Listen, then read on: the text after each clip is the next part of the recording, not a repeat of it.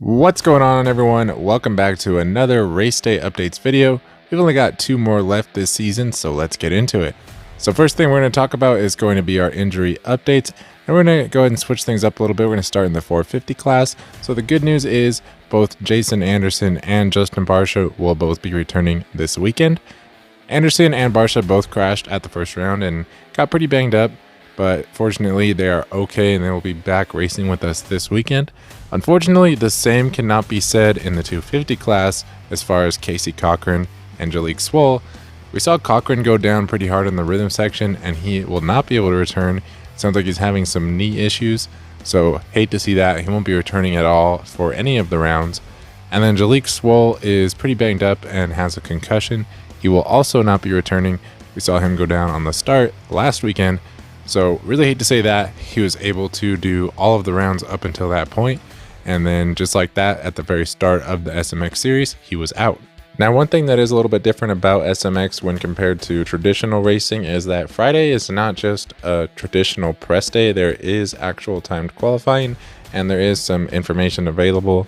So the next thing I want to get into is Friday's qualifying results. So at the top, interestingly enough, we have Pierce Brown, who was able to run a 1:14.6. He was the only guy who was able to run a 1:14. And then in second behind him, we had Julian Beaumer. So could we see Julian keep his consistency rolling this weekend? And then in third, we have a guy who I am really excited to see what he can do this weekend, and that is Ty Masterpool, who was also in a 1:15 range. Then Hayden Deegan, also in the 1:15s. Joe Shimoda, right there in the 1:15s. March Banks, also in the 1:15s. Max Anstey, also in the 1:15s. Even Nick Romano in the 1:15s. And then dropping down to the 1:16s in ninth, we had Jordan Smith, DeFrancisco, and now we're getting to some heavy hitters with Levi Kitchen, Tom Vial, and RJ Hampshire, rounding out your guys who got 1:16s, and all three of them were qualifying outside the top 10. Now, obviously, this is just Friday and it's just qualifying, but I do find that interesting. Now, one other thing I do want to mention before we move away from the time qualifying segment is that Chance Hymas qualified almost the slowest out of every single rider, including the unseeded ones, in 24th with a 1:18. And there was only 25 guys who turned times. The only person he beat was Matty Jorgensen. We obviously know he's very banged up. He's had that torn ACL all year long. Maybe that's starting to catch up to him. Maybe he just lost some confidence. Really hard to say. But either way, keep an eye on Chance Hymas. He is going to Motocross of Nations for us this year, so definitely not what you want to see. But either way, I just thought it was worth mentioning that he was all the way at the back in time qualifying. Then as far as the 450 class, we saw Chase Sexton kind of bounce back. He ended up turning the fastest lap out of anyone this Friday, but not by much. It was a 1:14.2. And then right behind him, we had Jet Lawrence with a 1:14.3. And also Eli Tomac was able to turn a 1:14.6. So really nothing there. It's probably going to come down to who gets a good start and who rides good. Obviously not a lot of speed separating these guys. They're all very talented. Even Justin Cooper was able to turn a 1:14. So maybe we can see something out of him. He's been riding good recently. If he can get out in front, that could be interesting to watch as well. Then as we move down the field, we start to see some separation. So Malcolm Stewart was the first rider to return a 1:15. Then behind him was Jason Anderson, Hunter Lawrence, and Cooper Webb, all kind of in that same range. Then Dylan Ferrandis, Christian Craig, Derek Kelly, Colt Nichols, Aaron Plessinger, Jerry Robin, Dean Wilson, Shane McElrath, Freddie Noren, and interestingly enough, Ken Roxon all the way back in 18th. Then Grant Harlan and Cade Clayson rounding out your top 20 and your guys in the 1:17s. So again, I don't want to read way too much into this. It was Friday and it's just qualifying, but some interesting things. You know, we have Roxon and Hymas way in the back, Sexton back on top, Deegan was not on top. So just a few takeaways from there I wanted to mention. Now let's just kind of brush up on the point standings as we head into this round. And keep in mind, it is double points this round, so it's going to really start to matter as we head forward. But at the top in the 250 class, we obviously have Hayden Deegan. He has a perfect 50 points right now. Behind him in second is Levi Kitchen, and he is 8 points behind him with 42 points. And then in third is Tom Vial, and Joe Shimoda is in fourth right behind him, only 1 point behind Tom Vial. And then with that good performance last weekend, Julian Beaumer is all the way up to 5th, then Jordan Smith in 6th, Pierce Brown in 7th, Max Anstey in 8th, Chance Hymas dropped all the way back to 9th, and then RJ Hampshire rounding out your top 10 in the points going into round number 2. So realistically, all those guys are still in it, but obviously some of them have more momentum than others. But with this many points still on the table, none of them are truly out of it at the moment. Keep in mind that Hayden Deegan is in 1st with a perfect score, and it's only 50 points, and there is still 125 points up for grabs. So that gap could definitely be closed, and it could be closed quickly because there's only 2 rounds left. Moving on to the 450 class, at the top we have Chase Sexton, who is holding on to his lead, but not by much. He has 45 points, and he's only 4 points ahead of Jet Lawrence. So Jet, with a win, even if Chase Sexton gets 2nd right behind him, will take over the points lead this weekend. So Chase definitely needs to come out and at least beat Jet, but preferably get a win if he wants to stay in this thing. Then behind Jet, we have Hunter Lawrence, who's only 1 point behind him, so definitely still within striking distance. And then with that solid performance last weekend, Eli Tomac is all the way up to 4th in the standings, tied with Justin Cooper, but he obviously has the tiebreaker at the moment. Then, as I just said, right behind him, Justin Cooper, then Aaron Plessinger, Malcolm Stewart, Ken Roxon, Dylan Ferrandis, and rounding out your top 10 is Cooper Webb. So the next thing we got to talk about is going to be the track. There's a pretty interesting layout on the track map, so we're going to go ahead and pull that up and talk about it, but they also seem to have built the track a little bit differently than what's on the map, so we're going to highlight that as well. So let's jump over to that. Alright, so we made it over to the track map. So the first thing I want to do is just kind of get you guys going on the direction of the track and highlight some of the things that I think might be interesting to watch. And then we'll go ahead and talk a little bit more in depth about some of the jumps from the side view angles. So obviously you're going to start here on the start, you're going to come around, hit this section here. This is an over-under with the over portion. Then you have this little double here, this triple here.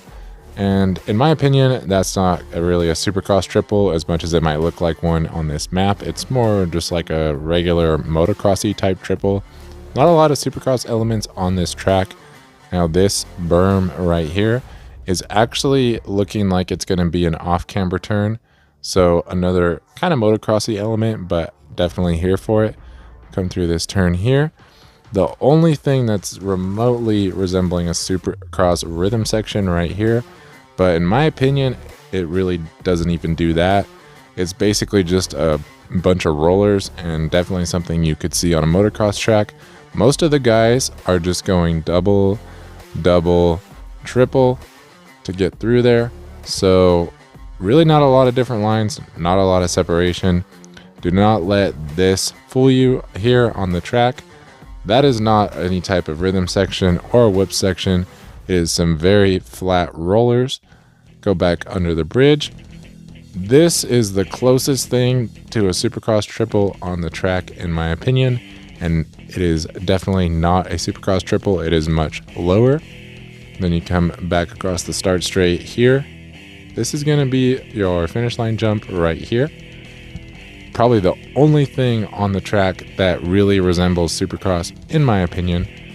So just basically like your traditional supercross finish line jump right there. Go over that.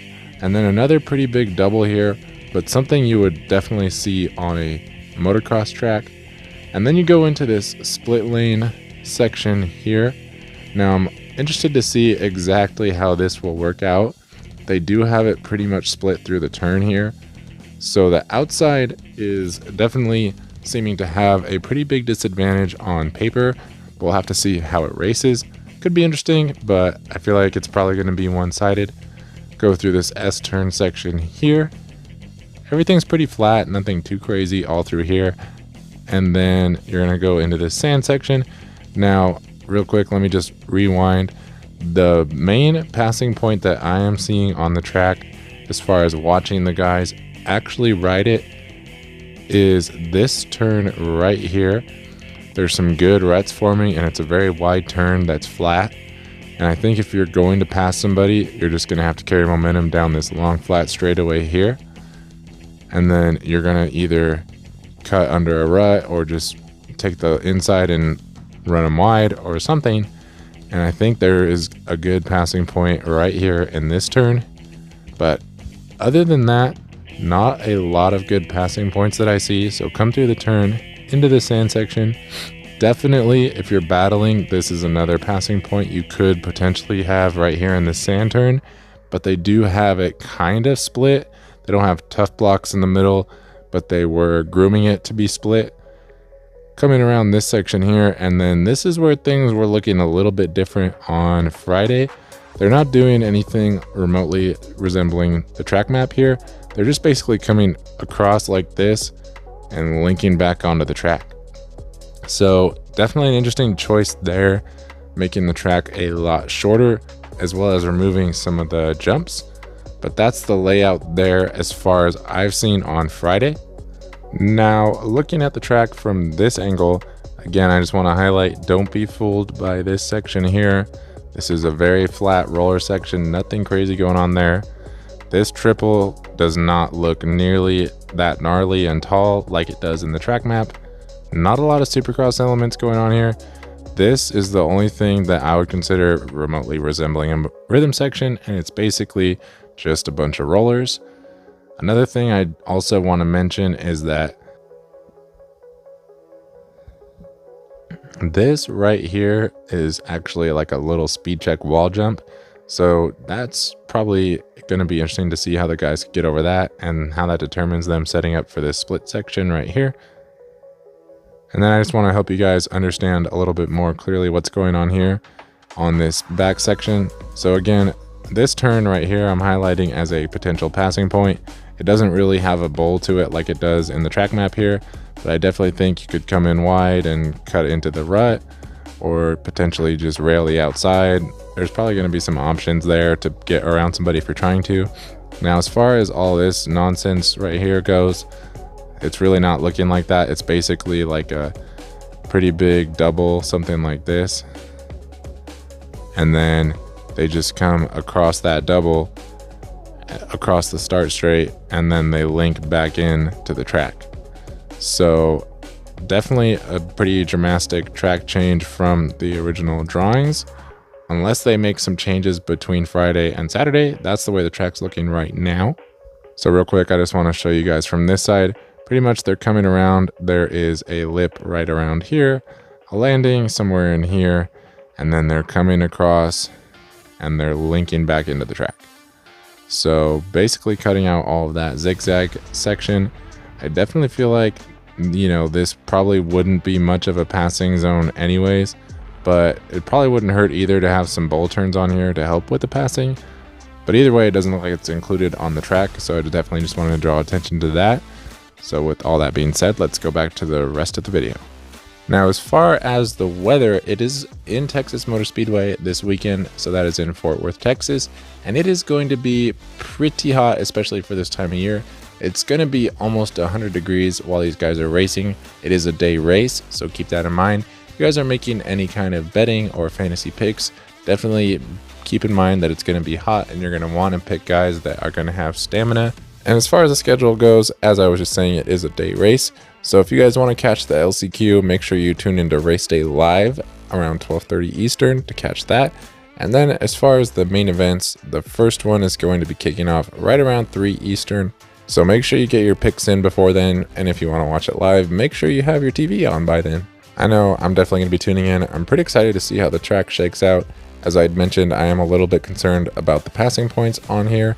But either way, that could make for some good racing, especially if we can get an underdog out in front off the start, or if we see something like we saw last weekend with our top riders getting bad starts, like we saw Hayden Deegan, and they're trying to find a way to get through the field. Could be a lot of fun to watch. Definitely let me know down in the comments below, who do you guys have winning each class, and what do you think about the race this weekend? Thank you guys for all the support on the channel, and I will see you in the next video.